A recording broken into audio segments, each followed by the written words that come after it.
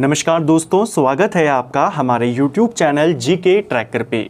देखिए फ्रेंड, आज के वीडियो में हम बात करेंगे जो हमारी एक सीरीज़ है Uttarakhand advanced MCQ series.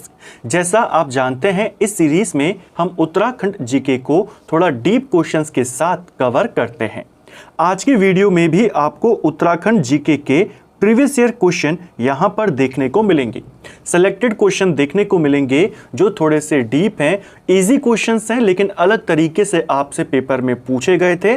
Confusing question थे जो आपके लिए काफ़ी ज़्यादा इंपॉर्टेंट हो सकते हैं आने वाले एग्जाम के लिए।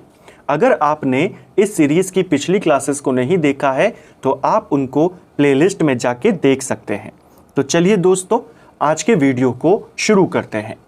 आज का हमारा पहला सवाल है, घर के आंगन में संपादित होने वाला गढ़वाल क्षेत्र का महत्वपूर्ण लोक नृत्य निम्नलिखित में से कौन सा है? इनमें से कौन सा लोक नृत्य है जो गढ़वाल क्षेत्र का है, घर के आंगन में इसे किया जाता है? सही आंसर होगा थड़िया नृत्य। ऑप्शन बी सही उत्तर होगा। जो थड़िया नृत्य है, बेसिकली जो विवाहित महिलाएं होती हैं, जब पहली बार अपने मायके आती हैं तो मायके में आके वहां के आंगन में आकर वे नृत्य ये करती हैं, वहां पर ये नृत्य होता है। ऑप्शन बी सही उत्तर होगा। बसंत पंचमी से लेकर विश्व संक्रांति तक यह नृत्य गीत किया जाता है। ठीक है। अगला, रवाई जौनपुर क्षेत्र में प्रसिद्ध लोकगीत जिसमें महिला और पुरुष समूहों के मध्य प्रेम गीत प्रश्न और उत्तर रूप में गाए जाते हैं, ये कौन सा नृत्य गीत या लोकगीत कहलाता है? देखिए, रवाई जौनपुर क्षेत्र का ऐसा गीत जो समूह में और प्रश्न और उत्तर के रूप में गाया जाता है, यह है आपका छोपती। ऑप्शन बी सही आंसर होगा। देखिए, रवाई जौनपुर के क्षेत्र में दो प्रमुख संवाद प्रधान गीत हैं यहाँ के। एक को कहते हैं बाजूबंद गीत और एक को कहते हैं छोपती गीत। दोनों के दोनों रवाई जौनपुर क्षेत्र के हैं, दोनों के दोनों संवाद प्रधान गीत हैं। दोनों में अंतर सिर्फ इतना है कि जो छोपती गीत है ये आपके समूह में गाया जाता है, चौक में नृत्य के साथ इसे किया जाता है, गाया जाता है, जबकि जो बाजूबंद है यह स्त्री और पुरुष के द्वारा निजता में यानी एकांत में इसे किया जाता है। ठीक है, तो यहाँ पर बाजूबंद एकांत का है और छोपती समूह का। आपसे समूह का पूछा है, इसीलिए इसका उत्तर क्या था? छोपती। ये भी एक प्रीवियस ईयर का सवाल है। बालचा दर्रा किसको जोड़ता है? जो बालचा दर्रा है हमारा, यह चमोली में है। यह चमोली और तिब्बत को जोड़ने का काम करता है। यानी किसके मध्य में स्थित है बालचा दर्रा? चमोली और तिब्बत। और कौन कौन से दर्रे हैं जो तिब्बत को चमोली के साथ जोड़ते हैं? नीति दर्रा हो गया, माणा डुंगरीला हो गया, बालचा हो गया, घाटरलिया दर्रा, भ्युंडार दर्रा, सलछल दर्रा, तुंजुम दर्रा, चोरहोती, लमलंग, ये सारे चमोली और तिब्बत को आपस में जोड़ते हैं। तिब्बत को पिथौरागढ़ के साथ कौन कौन से दर्रे आपस में जोड़ते हैं? तिब्बत और पिथौरागढ़ के बीच में हमारे लिपुलेख दर्रा है, ऊंटा जयंती दर्रा है, इनको ध्यान रखना है। और तिब्बत उत्तरकाशी से भी लगा हुआ है। तिब्बत और उत्तरकाशी के मध्य में थांगला दर्रा, मुलिंगला, नेलांग, सांगचोकला, ये उत्तरकाशी और तिब्बत के बीच में है। ठीक है। सूची को सूची 2 से सुमेलित करना है। एक तरफ प्रमुख जनजातियां हैं हमारी और दूसरी तरफ उनके प्रमुख निवास जनपद। जो भोटिया जनजाति है ये मुख्य तौर पर कहां पर निवास करती है? भोटिया जनजाति उत्तरकाशी और चमोली में हमें ज़्यादा देखने को मिलती है। तो पहले का हो जाएगा 2। बोक्सा जनजाति की बात करते हैं, ये नैनीताल और देहरादून में निवास करते हैं। बोक्सा जनजाति वैसे तो सबसे पहले आकर चंपावत के जो बनबसा क्षेत्र है वहां पर आकर बसी थी, लेकिन इनकी जनसंख्या ज़्यादा है नैनीताल, उधम सिंह नगर, देहरादून में। ठीक है। देहरादून में जो बोक्सा रहते हैं उनको क्या कहा जाता है? उन्हें मेहर बोक्सा कहते हैं। ठीक है। तो दूसरे का आंसर हो जाएगा 1। जो जौनसारी जनजाति है ये आपके जो जौनसार भाबर वाला इलाका है और साथ में टिहरी का जो जौनपुर वाला इलाका है वहां निवास करती है। यहां पर इनके लिए सही आंसर क्या है? टिहरी गढ़वाल। ठीक है। तीसरे का हो जाएगा 4। अंत में है थारू जनजाति, उधम सिंह नगर और नैनीताल। ये आपका सही क्रम बना 2 1 4 3। 2 1 4 3 कहां पर है? ऑप्शन ए में है। ठीक है। उत्तराखंड में निम्न में से कौन सा भ्रंश लघु हिमालय और महान हिमालय को अलग करता है? देखिए, राज्य में कई सारी भ्रंश रेखाएं यहां पर हमें देखने को मिलती हैं जो हिमालय की अलग अलग श्रेणियों के मध्य में स्थित है। ऐसे ही पूछा है कि कौन सी भ्रंश रेखा लघु हिमालय और महान हिमालय के मध्य में है। जो हमारा वृहत हिमालय है जिसे महान हिमालय भी कहते हैं, और जो हमारा लघु हिमालय है जिसे मध्य हिमालय भी कहते हैं, इनके मध्य में स्थित है हमारी MCT, मेन सेंट्रल थ्रस्ट। ठीक है, लघु हिमालय के बाद हमारा शिवालिक पड़ता है। लघु हिमालय और शिवालिक के मध्य में हमारी MBF है, इसे MBT भी लिखा जाता है, मेन बाउंड्री फॉल्ट या मेन बाउंड्री थ्रस्ट। यहां पर बाउंड्री है, यहां पर सेंट्रल है। बाउंड्री हिंदी में इसे यहां पर ये सीमांत लिखा गया है और यहां पर सेंट्रल है, इसे केंद्रीय लिखा गया है। तो आपको कंफ्यूजन ना हो एग्जाम में, इसीलिए मैंने आपको इनके दोनों अर्थ बताए। आपसे किसका पूछा है? लघु हिमालय और महान हिमालय का, यानी ये केंद्रीय वाला, सेंट्रल वाला, तो ये वाला उत्तर आपका होगा। जो सीमांत है ये बाउंड्री वाला सीमांत है। ठीक है, ये किसके मध्य में है? ये लघु हिमालय और शिवालिक के मध्य में है। ठीक है, अगला, उत्तराखंड में लोकसभा में कितनी संख्या में सदस्य निर्वाचित होते हैं? ये एक सिंपल सा क्वेश्चन है, लेकिन यहाँ के जो पहले सांसद थे या कितनी लोकसभा की सीटें हैं और कौन कौन सी हैं, वो सवाल बन जाता है। उत्तराखंड में लोकसभा की 5 सीटें हैं, तो यहाँ से 5 सदस्य ही निर्वाचित होते हैं। 5 सीटों में गढ़वाल के अंदर 3 सीटें आती हैं, कुमाऊं के अंदर 2 सीटें आती हैं। गढ़वाल में हरिद्वार है, गढ़वाल है और साथ में टिहरी गढ़वाल है। ठीक है, कुमाऊं की बात करें तो वहां पर एक नैनीताल सीट है और एक हमारी अल्मोड़ा सीट है। ठीक है, यहां से सवाल बन जाता है। गढ़वाल के पहले सांसद कौन थे? ये सवाल बना था। गढ़वाल के पहले सांसद भक्त दर्शन थे।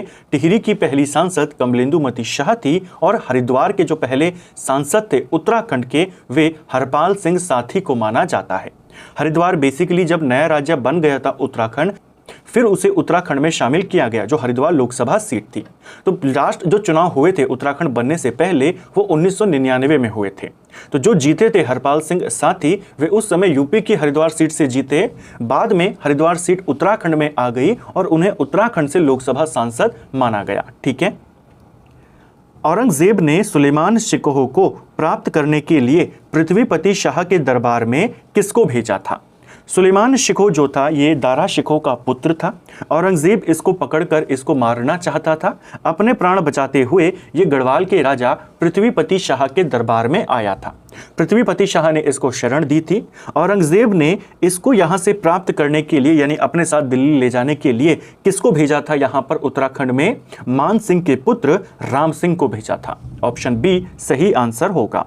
बाद में इन्हीं राम सिंह और जो मेदिनी शाह था, पृथ्वीपति शाह का पुत्र, ये मिलकर इसे दिल्ली पहुंचा देते हैं। निम्न कथनों पर विचार करें और सही कथन चुनें। महान सेना नायक माधो सिंह भंडारी महिपति शाह के सेनापति थे। क्या पहला आपका सही है? पहला आपका बिल्कुल सही है। जो माधो सिंह भंडारी थे, ये महिपति शाह के काल में भी प्रमुख पदों पर रहे, सेनापति रहे। बाद में जब उनकी पत्नी ने संरक्षिका के रूप में शासन किया, रानी कर्णवती ने, तो ये उनके काल में भी रहे। 1640 के आसपास इनकी मृत्यु होती है। सिख गुरु रामराय को देहरादून में जमीन फतेहपति शाह ने प्रदान करी थी, ये भी सही होगा। 2 पवार राजाओं का उल्लेख मिलता है जिन्होंने जो गुरुद्वारा है देहरादून में उनको जमीन प्रदान करी। एक थे फतेहपति शाह, जिन्होंने सीधा जो गुरु रामराय थे उनको जमीन दी थी, और बाद में गुरुद्वारे के लिए जो प्रदीप शाह थे उन्होंने भी जमीन दी थी। मानवोदय काव्य की रचना प्रदीप शाह के काल में हुई। देखिए, मानवोदय काव्य जो है इसे कवि भरत ने लिखा है और ये किसके ऊपर आधारित है? ये मान शाह के ऊपर है। इसकी रचना मान शाह के काल में हुई, ना कि प्रदीप शाह के काल में। तो पहला और दूसरा सही है, तीसरा गलत है। उत्तराखंड के पंचायती राज संस्थाओं के संबंध में निम्न में से कौन सा कथन सही है? चलिए देखते हैं। पहला, उत्तराखंड राज्य का अपना पंचायती राज अधिनियम नहीं है। क्या यह सही है या गलत है? उत्तराखंड का अपना पंचायती राज अधिनियम कब का बन चुका है? 4 अप्रैल 2016 से ये लागू है। ठीक है, तो राज्य का अपना पंचायती राज अधिनियम नहीं है, ये बात गलत है। 2016 में आ चुका है। 1/3 सीटें महिलाओं के लिए आरक्षित हैं। क्या उत्तराखंड में पंचायतों में शुरुआत में 1/3 सीटें थी, यानी 33% आरक्षण था। लेकिन अगर हम आज की बात करते हैं, 2008 में ये आरक्षण 50% कर दिया गया था। तो क्या 1/3 सीटें आरक्षित हैं? ये वाली बात भी गलत है। 1/2 सीटें यानी 50% सीटें महिलाओं के लिए रिजर्व्ड हैं। ठीक है, खंड विकास परिषदों का गठन मध्यवर्ती स्तर पर किया गया है, ये वाला सही है। खंड विकास परिषद यानी जो ब्लॉक लेवल पर परिषदें बनाई गई हैं, क्या वो मध्य स्तर पर है? पंचायती राज सिस्टम जो होता है वो 3 स्तर पर होता है, एक होता है ग्राम स्तर पर, एक सबसे ऊपर जो होता है वो जिला स्तर पर, मध्य में ब्लॉक स्तर पर बनता है ये क्षेत्र पंचायत। ठीक है, तो ये मध्य स्तर पर है, सही है। खंड विकास अधिकारी खंड विकास परिषद यानी क्षेत्र पंचायत के सचिव के रूप में काम करता है। जो बीडीओ होता है, ब्लॉक डेवलपमेंट ऑफिसर, वो क्षेत्र पंचायत जो ब्लॉक लेवल पे बनती है उसके सचिव के रूप में काम करता है। ये वाला भी आपका सही हो जाएगा। पूछा है सही कौन सा है, तो तीसरा और चौथा, केवल ये 2 कथन आपके सही है। अगला, स्वतंत्रता संग्राम में उत्तराखंड से संदर्भित निम्नलिखित में से कौन सा सुमेलित नहीं है? पहला, कालू मेहरा, इन्होंने गुप्त सैनिक संगठन का निर्माण किया था। 1857 की क्रांति के दौरान जो कालू मेहरा थे, इनको उत्तराखंड का पहला स्वतंत्रता सेनानी भी माना जाता है। इन्होंने क्रांतिवीर नाम का एक गुप्त सैन्य संगठन बनाया था। ठीक है, 1857 में लोहाघाट के ब्रिटिश बैराक पर आक्रमण किया गया था, ये वाला भी आपका सही है। 1871 में अल्मोड़ा अखबार शुरू किया गया, ये भी आपका सही सुमेलित है। 1870 में देहरादून में डिबेटिंग क्लब की स्थापना करी गई। देखिए, डिबेटिंग क्लब की स्थापना 1870 में ही हुई थी, लेकिन इसकी स्थापना अल्मोड़ा में हुई थी, ना कि देहरादून। चौथा वाला आपका गलत है। निम्न कथनों में से कौन सा कथन सही नहीं है? 4 स्टेटमेंट है, देखिए। अमृत गंगा मंडल में बालखिला नदी से मिल जाती है, पहला बिल्कुल सही है, बालखिला की सहायक नदी है। केदार गंगा गंगोत्री में गंगा से मिल जाती है, ये भी सही है, यानी भागीरथी से मिल जाती है, बिल्कुल सही है। हनुमान गंगा हनुमान चट्टी में अलकनंदा से मिल जाती है, ये भी सही है। ऋषि गंगा ऋषिकेश में गंगा से मिलती है, गलत होगा। ऋषिकेश में गंगा के साथ चंद्रभागा नदी आकर मिलती है। ठीक है, जो ऋषि गंगा है, ऋषि गंगा के नाम से उत्तराखंड में कई सारी नदियां हैं। मुख्य तौर पर 2 नदियों के बारे में हम जानते हैं, एक ऋषि गंगा 1 और एक ऋषि गंगा 2। जो ऋषि गंगा 1 है, यह आपके पश्चिमी धौली गंगा की सहायक नदी है, रेणी गांव से आती है। ठीक है, और जो ऋषि गंगा 2 है, यह बद्रीनाथ धाम के नजदीक अलकनंदा से संगम कर लेती है। गढ़वाल क्वीन कही जाने वाले पर्वत जो नीलकंठ पर्वत है, वहां से आती है। तो ऋषि गंगा 1 पश्चिमी धौली गंगा की है और ऋषि गंगा 2 अलकनंदा की सहायक नदी है। ऋषिकेश में ऋषि गंगा नहीं, चंद्रभागा आती है, डी वाला गलत है। सूची को सूची 2 से सम्मिलित करना है। एक तरफ राज्य सरकार की प्रमुख योजनाएं हैं, दूसरी तरफ उनके शुरुआत के वर्ष। मुख्यमंत्री स्वरोजगार योजना कब शुरू करी गई थी? मई 2020 में। पहले का हो जाएगा 4। मुख्यमंत्री सौर स्वरोजगार योजना, इसे कब शुरू किया गया था? अक्टूबर 2020 में, यानी कि 1। ठीक है, मिशन गौरा शक्ति, इसे कब शुरू किया गया? सितंबर 2021 में, यानी कि 2। और मुख्यमंत्री महालक्ष्मी योजना अप्रैल 2021 में, यानी कि 3। 4, 1, 2, 3 सही आंसर होगा ऑप्शन बी। योजनाओं को लेकर के भी सवाल बन जाते हैं। उत्तराखंड की प्रमुख योजनाओं को लेकर के एक मास्टर वीडियो ऑलरेडी चैनल पे बना हुआ है, जिसमें आपको 2022-2023 तक की सारी योजनाएं मिल जाएंगी। सूची को सूची 2 से सुमेलित करना है। आभूषण और उन्हें किस जगह पर पहना जाता है, उनका मिलान करना है। जो कनफूल है, यह आभूषण कहां पर पहना जाता है? नाम से ही बताएंगे, ये कान में पहना जाता है, यानी पहले का 2। बुलाक आभूषण नाक में पहना जाता है, दूसरे का 1 हो जाएगा। धागुला जो है, इसे कलाई में पहनते हैं और तिलहरी को गले में पहनते हैं, यानी कि 4 और 3। 2, 1, 4, 3 हमारा सही विकल्प होगा, ऑप्शन बी सही आंसर हो जाएगा। हाथ में पहने जाने वाले और कौन कौन से आभूषण है? जैसे हमने धागुला देखा, ये कलाई में पहना जाता है। इसके अलावा गुंठी आभूषण, इसे भी हाथ में या उंगलियों में पहना जाता है। मुंदड़ी यानी अंगूठी, ये भी हाथ में पहनी जाती है। अगर हम कान की बात करते हैं, कान का हमने ऊपर देखा कनफुली, ठीक है, इसे कर्णफूल भी कहते हैं। इसके अलावा एक आभूषण है बुजनी, इसे भी कान में पहना जाता है। एक है हमारा तुगियल, इसे भी कान में पहनते हैं। और एक है गोरख, इसे भी कान में पहनते हैं। नाक में बुलांग के साथ फुल्ली हो गया, या जो नथ है वो नाक में पहनी जाती है। ठीक है, गले में तिलहरी है। इसके अलावा हंसुला, गुलबंद, चरयो, ये गले के आभूषण हैं। ठीक है, निम्न में से देवदार वृक्ष का वानस्पतिक नाम क्या होगा? जो हमारी बलूदी जी वाली सीरीज थी, उसमें हमने जो प्रमुख वृक्ष हैं, प्रमुख झाड़ियां हैं उत्तराखंड में जो मिलती हैं, उनके वनस्पतिक नामों को देखा था। जो देवदार वृक्ष है, इसका वनस्पतिक नाम सेड्रस देवदार होता है, ऑप्शन बी। ऑप्शन सी वाला जो है यहाँ पर, ये वाला सही आंसर होगा। ऐसे ही आपसे पूछा जाता है चीड़ वृक्ष का वनस्पतिक नाम क्या होगा, तो पाइनस रॉक्सबर्गी उसका वनस्पतिक नाम होता है। साल वृक्ष का पूछेगा तो शोरा रोबस्टा उसका वनस्पतिक नाम होता है। ठीक है, बुरांश का भी पूछा जाता है, रोडोडेंड्रोन अर्बोरियम। उत्तराखंड के क्रॉपिंग पैटर्न के अनुसार निम्न फसलों को कुल बोए गए क्षेत्रफल के बढ़ते हुए क्रम में व्यवस्थित करें। 4 प्रमुख फसलें उत्तराखंड की दी गई हैं। इन 4 में आपने इनको बढ़ते हुए क्रम में लगाना है, यानी जो सबसे कम क्षेत्र में बोई जाती है इन 4 में उसे सबसे पहले रखना है, जो सबसे ज़्यादा बोई जाती है उसे सबसे लास्ट में रखना है। सबसे ज़्यादा यानी उत्तराखंड की सबसे प्रमुख फसल कौन सी है? उत्तराखंड की सबसे प्रमुख फसल है गेहूँ, तो सबसे लास्ट में आएगा गेहूँ। गेहूं के बाद दूसरी सबसे प्रमुख फसल है हमारी धान, धान के बाद है हमारा गन्ना और फिर आता है मंडवा। ठीक है, तो सही विकल्प आपका क्या बनेगा? मंडवा, गन्ना, धान और गेहूं, यानी सी सबसे पहले आएगा मंडवा, और ये एक ही में है, ऑप्शन बी सही उत्तर होगा।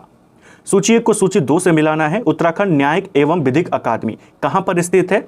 ये आपके भवाली में है, पहले का 4। डॉक्टर पीताम्बर दत्त बर्थवाल हिंदी अकेडमी ये कहां पर है? ये आपके देहरादून में है, दूसरे का 1। राजीव गांधी साहसिक खेल अकादमी ये कहां है? टिहरी में है, तीसरे का 2। और उत्तराखंड ग्राम्य विकास संस्थान ये रुद्रपुर में। ये वाला क्वेश्चन आपसे एज ए इंडिविजुअल भी पूछा गया है कि ये संस्थान कहां है? रुद्रपुर, यानी कि 3। 4, 1, 2, 3 आपका सही आंसर होगा। अगला, निम्न में से किसे 5वां धाम यात्रा की संज्ञा दी जाती है? 5वां धाम यात्रा ये कहा जाता है खतलिंग रुद्रा देवी यात्रा को, ऑप्शन सी सही आंसर होगा। देखिए, उत्तराखंड का 5वां धाम जागेश्वर धाम को कहते हैं। अगर 5वां धाम यात्रा पूछेगा वो खतलिंग रुद्र देवी यात्रा को कहते हैं। हर साल सितंबर में टिहरी में इसका आयोजन होता है। थाप, नाट एवं ज्योति ये किसके प्रकार हैं? तो देखिए, थाप हो गया, नाट हो गया या ज्योति, नाट या नात भी इसको लिखा जाता है। ठीक है, नात या टुपुक, ये किसके प्रकार हैं? ये उत्तराखंड की लोक चित्रकला के प्रकार हैं। ऑप्शन सी सही आंसर हो जाएगा। ठीक है, त्योहार या मांगलिक अवसरों पर पिसे चावल और रंगों से जो चित्र बनाए जाते हैं उनको थाप या थापा चित्र कहते हैं।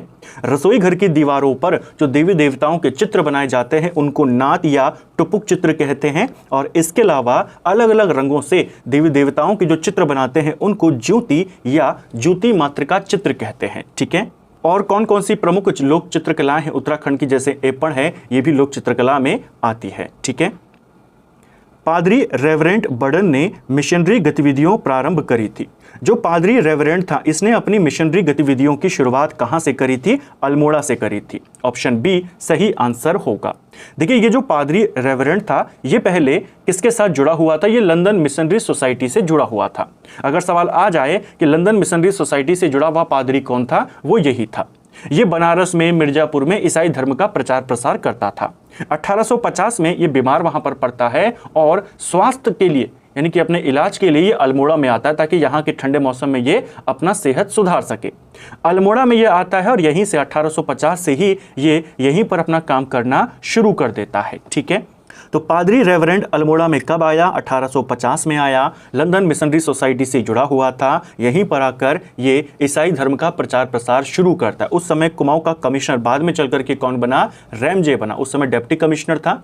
रैमजे का भी इसको काफ़ी सहयोग मिलता है। ठीक है, अंग्रेज़ों और गोरखों के मध्य लगातार तनाव बना हुआ था। अंततः अंग्रेज़ों ने अपनी 4 बटालियन नेपाल पर आक्रमण को भेजी। निम्न में से कौन एक उनमें से किसी एक बटालियन का नेतृत्व नहीं कर रहा था? देखिए, अंग्रेज़ों ने जब गोरखाओं के विरुद्ध युद्ध की घोषणा करी थी नवंबर 1814 में, गवर्नर जनरल ने करी। लॉर्ड मोयरा था, यानी जो हेस्टिंग था वो उस समय गवर्नर जनरल था। 4 वर्गों में इन्होंने अपनी फौज को बांटा, 4 बटालियन में बांटा। एक बटालियन जो थी उसने डायरेक्ट काठमांडू पर हमला करना था, जिसका नेतृत्व जनरल मार्ले कर रहा था। ठीक है, इसने कहाँ जाना था? काठमांडू पर। दूसरी जो बटालियन थी इसने गोरखपुर पर हमला करना था, उस रास्ते से उत्तराखंड में आना था। ठीक है, जो गोरखपुर जाने वाली थी उसका नेतृत्व JS वुड कर रहा था। ठीक है, तीसरी जो बटालियन थी उसने देहरादून के रास्ते यहाँ पर आना था। देहरादून के रास्ते जिलेस्पी आया था। ठीक है, और जो चौथी बटालियन थी जिसने नेपाल के पश्चिमी भाग में यानी हिमाचल से उसने आक्रमण करना था, ये था जनरल ऑक्टरलोनी के नेतृत्व में। ठीक है, तो 4 कमांडर कौन कौन है? अभी तो सिर्फ इतना पूछा गया, उनमें से कौन एक नहीं है। अगली बार ऐसा पूछ सकता है कि किसने कहां पर हमला किया। मार्ले ने काठमांडू पर, गोरखपुर में जेएस वुड ने, देहरादून से जिलेस्पी ने और हिमाचल से यानी नेपाल के पश्चिम से ऑक्टरलोनी ने। ठीक है, तो मार्ले था, जिलेस्पी था और ऑक्टरलोनी था, हडसन नहीं था, इसकी जगह पर जेएस वुड था। ठीक है, ऑप्शन डी सही आंसर होगा।